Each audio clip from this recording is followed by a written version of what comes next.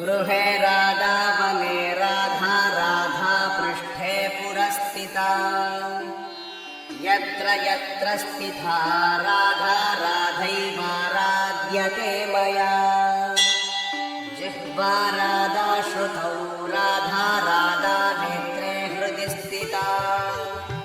सर्वाङ्गव्यापिनी राधा राधैवाराध्यते मया पूजा राधा जपो राधा राधिका चाभिवन्दने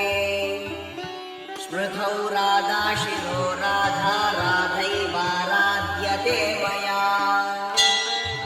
खाने राधा गुणे राधा राधिका भोजने गतौ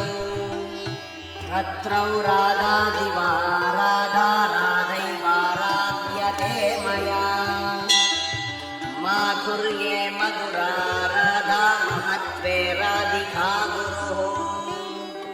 सौन्दर्ये सुन्दरी राधा राधैवाराध्यते मया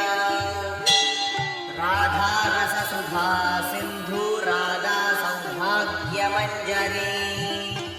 राधा व्रजाङ्गना मुख्या राधैवाराध्यते मया राधा पद्मानना पद्मा पद्मोद्भव सुपूजिता पद्मे विवेचिता राधा राधैवाराध्यते मया राधा कृष्णात्मिका नित्यं कृष्णो राधात्मको ध्रुवम्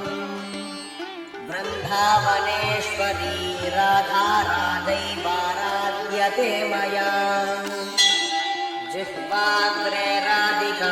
नाम नेत्राग्रे राधिका तनुः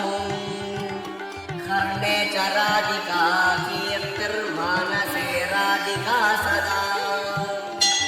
कृष्णेन पठितं स्तोत्रं राधिका प्रीतये परम्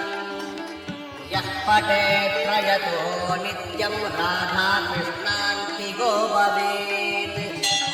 आराधितः मनः कृष्णो राधाराधितमानसः कृष्णा कृष्णमना राधा राधा कृष्णेति यः पठेत् इति श्रीब्रह्माण्डपुराणे श्रीवेदव्यासकृतं श्रीराधास्तोत्रम् सम्पूर्णम् हरिः ओम् तत्सत्।